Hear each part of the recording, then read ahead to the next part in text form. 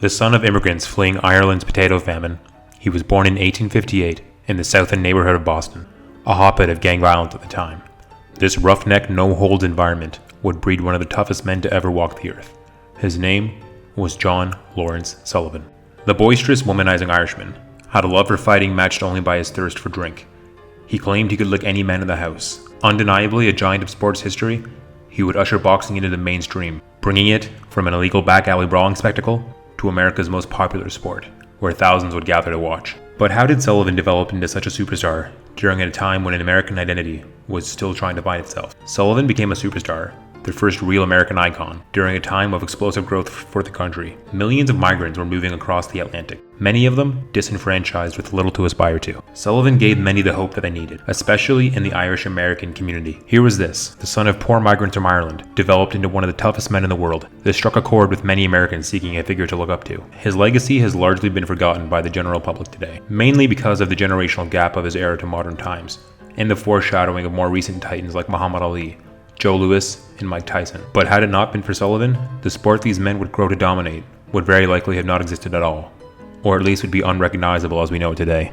When he began to box, the rules that were around back then, the London prize ring rules, were brutal and loosely enforced.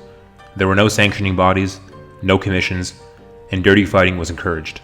Techniques such as eye gouging and hair pulling were often used. In addition, the idea of rounds was completely foreign to our idea of them today. They lasted until a man was knocked down. They could be as short as 30 seconds or as gruelingly long as 30 minutes. It was simple. Men would fight until one could no longer continue or until the police arrived to halt the contest.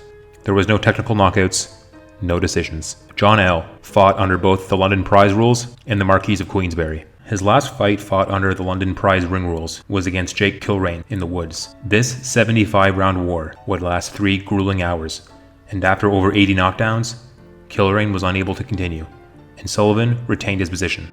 After this exhausting battle, Sullivan would insist on using the Marquis of Queensberry rules. This decision would propel boxing on the path to its current form that we all know today. Under these new public-friendly rules, Sullivan found great success and fame. He toured the country in what was kind of a come-one, come-all-takers challenge. Any man could challenge John L., with the potential of a lucrative purse if any man could beat him. None succeeded. Eventually, after more than 200 contests, John would begin to lose focus, spending more of his pre-fight time drinking himself into stupors and showboating his extravagant wealth than actually training.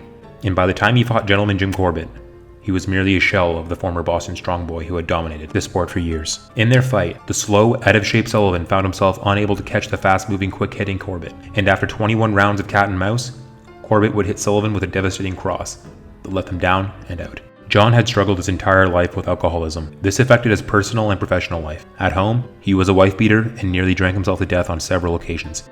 His love for alcohol was so intense, he even opened his own salon. On one occasion, he was arrested for knocking out his own horse after he deemed the beast disobedient.